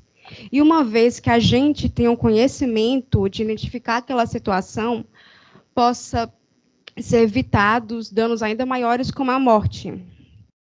E talvez se eu, na pouca idade que eu tinha, não tivesse conhecimento, eu não teria mãe. Talvez eu não estivesse aqui. Se eu não tivesse identificado aquilo como errado, porque era uma situação tão fechada que você não vê aquilo, você está tão manipulada, tão presa que você não enxerga, você não consegue ver uma saída, você não consegue chamar ajuda. E eu sempre fiquei muito antenada no Twitter, Facebook, e comecei a ver publicações e identificar que aquilo era errado, que eu estava vendo aquilo e estava virando uma bola de neve. E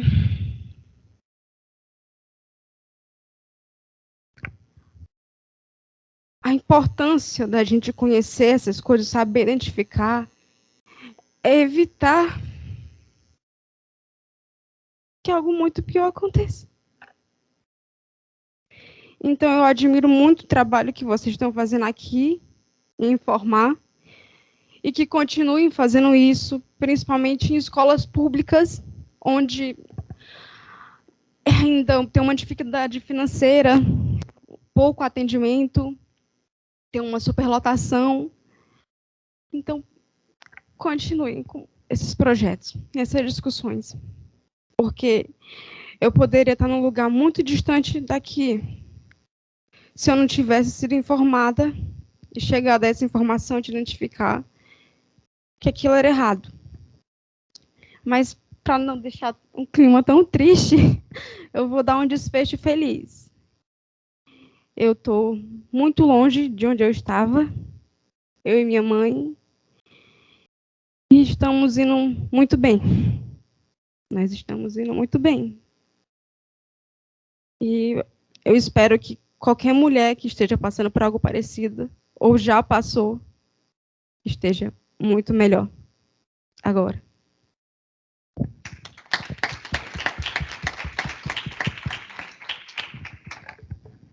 É o que eu falo, gente, no acompanhamento.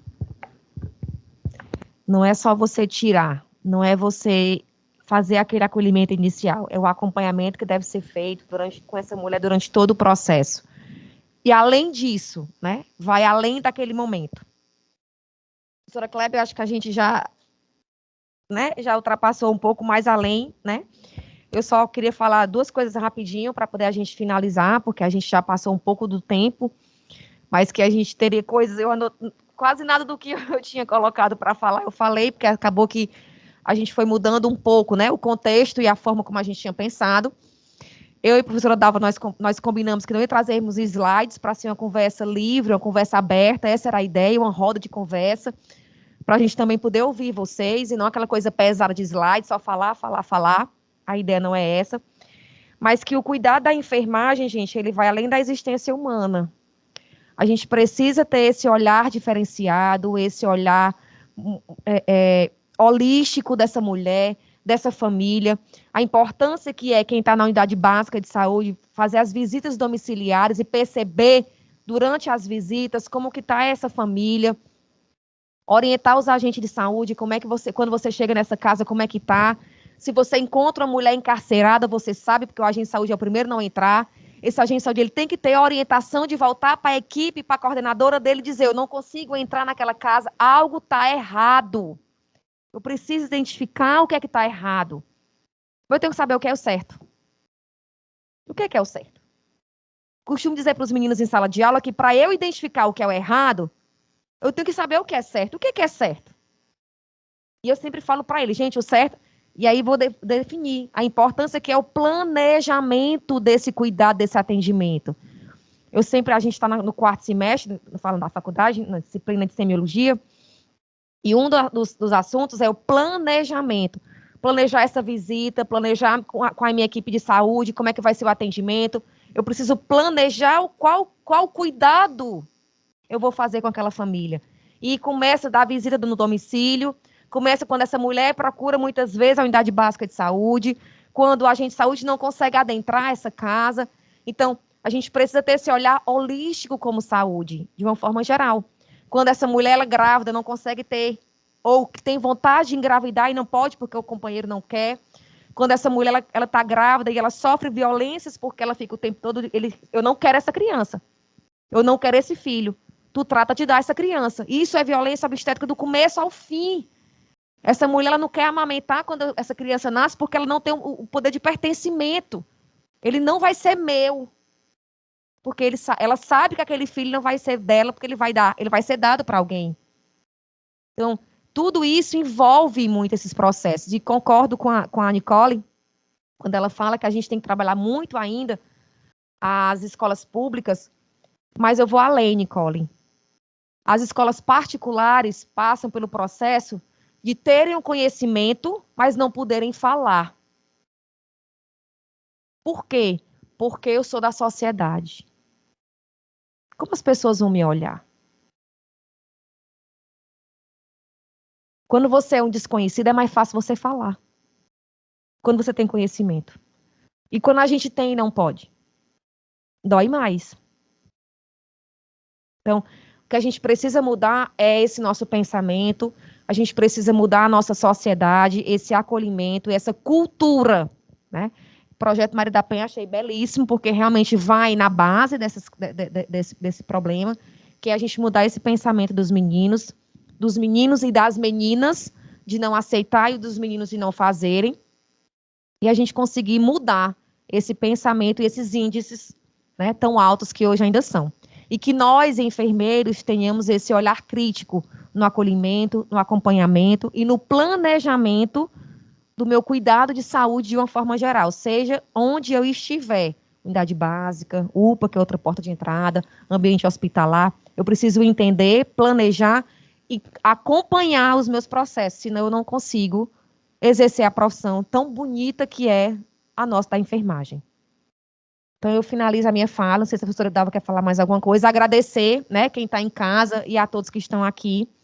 Um momento muito rico, acaba que a gente troca experiências, a gente percebe que não é tão fácil, não é tão simples, que aqui também os meninos acho que do segundo semestre, estão fazendo parte também de um projeto que trabalha com a violência contra a mulher, né? Eu fiquei sabendo agora, antes de vir para cá, que eles fazem parte de um projeto de extensão com o professor Felipe, Alex?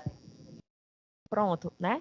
E aí eu fiquei muito feliz quando eu fiquei sabendo disso, inclusive eles estão aqui, porque a gente precisa cada vez mais envolver pessoas nesse assunto, envolver esses processos e difundir a informação, tanto da prevenção, como após isso, né, nessa reabilitação dessa mulher, no cuidado dessa mulher. Então, parabéns a vocês que se engajam nesses processos, nessas políticas, porque a gente um dia vai poder chegar e dizer assim, nós conseguimos diminuir os números, nós conseguimos combater essa pandemia que é a violência contra a mulher. Pessoal. Obrigada, professora Lia, professora Mônica, professora Dalva, obrigada a presença de todos. Pessoal, eu espero que este evento não seja só para cumprir carga horária de extensão, que vocês tenham realmente aproveitado. A gente não está aqui só para informar, mas para formar, que vocês possam desconstruir pensamentos, ressignificar, que isso vá além desse auditório, vá além dessa sala do Teams. Eu espero realmente que o pessoal de casa não tenha só ligado a câmera para poder conseguir um certificado e tenha saído, que eles tenham escutado, que eles possam, tanto eles quanto vocês, possam mudar a realidade em que vocês estão inseridos. A Lei Maria da Penha, realmente, ela é muito linda, ela é frágil, mas o que a gente espera é que um dia ela venha a ser seguida plenamente. Que vocês tenham conhecimento dos tipos de violência, que vocês saibam identificar, que vocês possam mudar a realidade que vocês estão inseridos, que vocês não vejam uma violência e se calem, que vocês não vejam uma violência e julguem, mas que vocês sejam acolhedores. Eu, esse final de semana, presenciei uma violência física, mas aquilo ali era visivelmente psicológica também. Às vezes as mulheres elas não sabem identificar que estão vivendo uma violência psicológica, acham que aquilo é normal, a sociedade acha que aquilo é normal. Eu escutei um comentário de um senhor, porque chamaram a polícia, né, para a situação que eu presenciei. Quando a polícia chegou, a mulher disse que não estava acontecendo nada. A gente viu que foi uma violência física, não deixou marcas, mas ela disse que não estava acontecendo nada. A pessoa que chamou a polícia disse, merece apanhar. Quem é ele para dizer que ela merece apanhar? Ele não sabe a realidade que ela vive, ele não sabe as violências que ela sofre, ele não sabe nada a respeito da vida dela. E que vocês não sejam essa pessoa que julga, que diz ela merece apanhar porque ela não tomou uma atitude que vocês esperavam. Então, que a gente tenha um olhar mais humano com o outro, não só em relação à violência contra a mulher, mas em relação a todas as violências. como a professora Dalva falou, o meu direito termina quando o seu começa, e tudo com respeito, a gente consegue mudar a realidade que a gente vive. Um dia, a professora Dalva já vem trabalhando nesse projeto há 10 anos, a realidade é a mesma. Mas eu tenho fé que um dia a realidade possa vir a mudar. E vocês são um elo para que essa realidade mude. Não só na área profissional de vocês, mas como seres humanos. Espero que esse evento tenha conseguido plantar uma semente na consciência de vocês, que vocês consigam levantar a bandeira do respeito e que vocês sejam transformadores. Tá bom? Obrigada pela presença de todos. A lista de frequência está passando, acho que já está atrás, né? Obrigada a todos, obrigada, professor Alex, pela presença. Obrigada.